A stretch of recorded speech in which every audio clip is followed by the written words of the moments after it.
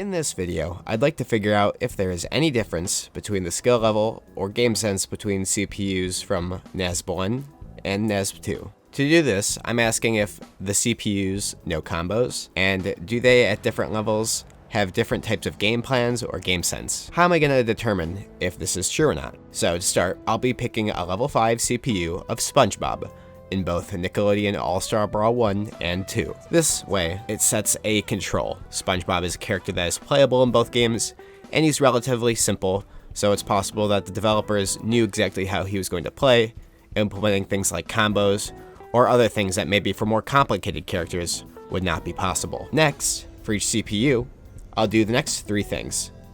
Setting them at level 5, I'll start off using aggressive options like spamming strong attacks over and over and over. Next, I'll do a defensive option of only holding shield to see if they can learn to do things like grab or force me into teeter to knock me off the stage. Finally, I'll do nothing. Simply stand there without putting any inputs into my controller and just see what the character will do. Will they hit me? Will they stand there and do nothing? Do the levels of the CPU or the game version dictate what happens? And then finally, I'll repeat all of those steps with a level 9 CPU. So, here's what I found. In NASB1, characters at level 5 seemingly chose random options, not really considering what inputs I was doing.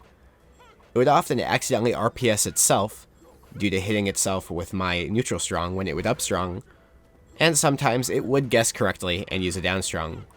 It did eventually figure out that it could hit me and knock me off the map, but it just seemed like it was completely random luck that it did so. When I would block, it never chose to grab.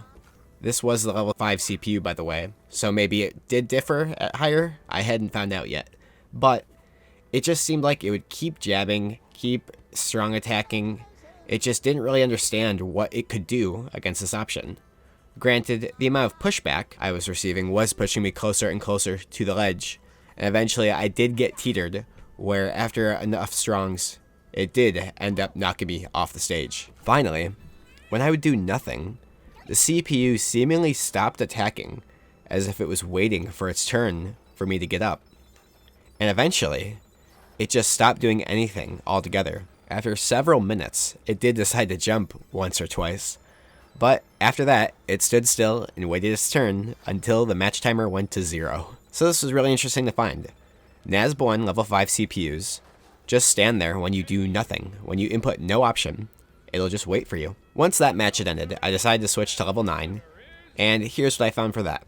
In NASB1, the level 9 CPU also seemingly chose random options. And while these were many of the same similar options it chose with strongs, jabs, it did so at a much faster speed.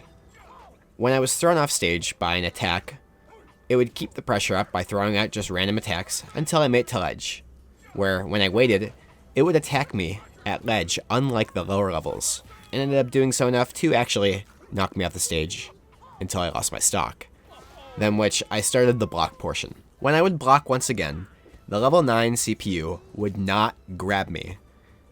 Neither level, the level 5 or the highest level, level 9, ever used a single grab.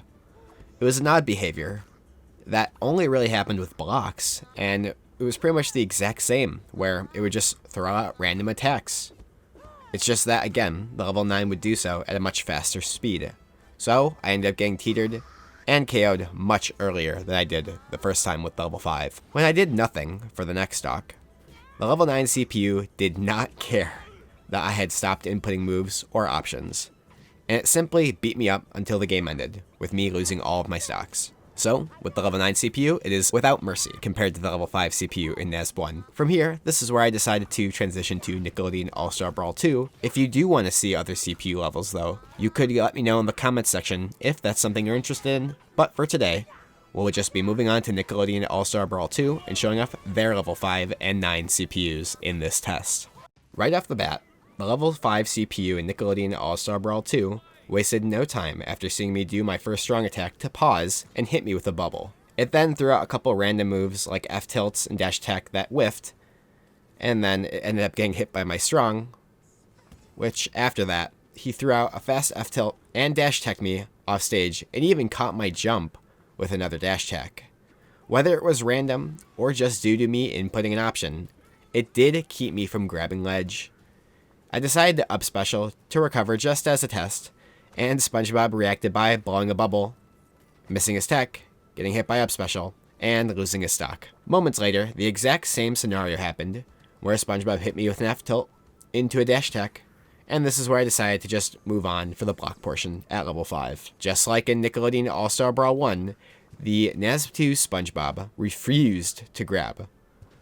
They chose to F tilt until my shield broke, and then instead of punishing me, it just slowly would hit me with more F tilts. Eventually, I did try using Slime Block to see if maybe getting pushed back less each time would encourage him to use a grab, but realistically, it seemed even with this, Spongebob was satisfied with simply pushing me further and further back towards the edge until I eventually lost my stock. Interestingly, the portion where I stood still at level 5 actually did differ from the NASB1 level 5 in that instead of waiting for me to do an input, the level 5 Spongebob in NASB2 continued to hit me with tilts and dash techs until I fell off the stage and lost my final stock.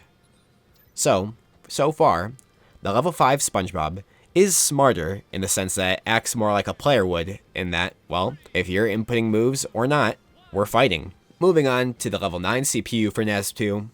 Similarly to the one in NASB1, this level 9 Spongebob wasted no time with properly spaced moves and timing moves like F-tilt and jab to knock me off the stage as quickly as it could. The moves, however, felt a little less random.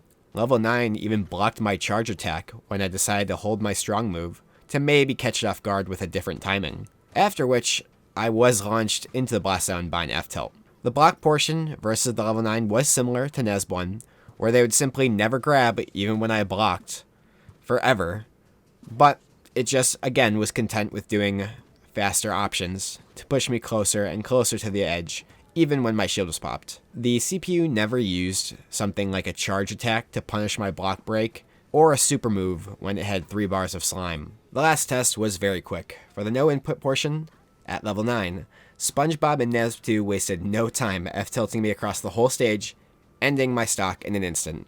Very fast indeed. So, what was the verdict? NASB1 CPUs do not vary much besides the speed of which they randomly throw out moves. NASB2s seem to be a bit overall smarter and are unable to be tricked into doing nothing. Neither CPU from either game or level ever wanted to use the move grab or use in-game mechanics like slime for super attacks or NASB1's strafing or dash attack canceling. My final verdict is that NASB2 CPUs are smarter at level 5 and 9 compared to Nickelodeon All-Star Brawl 1s, and while all CPUs throw out seemingly random options, a more complex test might be needed with things like jumping, being at ledge, and just generally moving around and playing an actual match. However, if you're interested in more tests like this to determine more about each game's CPU, make sure to let me know so in the comments below. Also, if there's any devs who see this video, I'd love to hear the process of designing the CPUs and their thoughts of the smarts of each game's CPUs. Finally, if you like this video, make sure to show it by giving this video a like. And if you're new here, make sure to subscribe and help me reach 1,000 subscribers. I'm trying to reach it by the end of May, so I'd really appreciate the help. I have a couple other videos for the near future, one about a completely new platform fighter that has mechanics similar to Nickelodeon All-Star Brawl 2, and some other things that I'm cooking. So just make sure to stay tuned in the short term, and thank you so much for watching, and I'll see you all in the next video.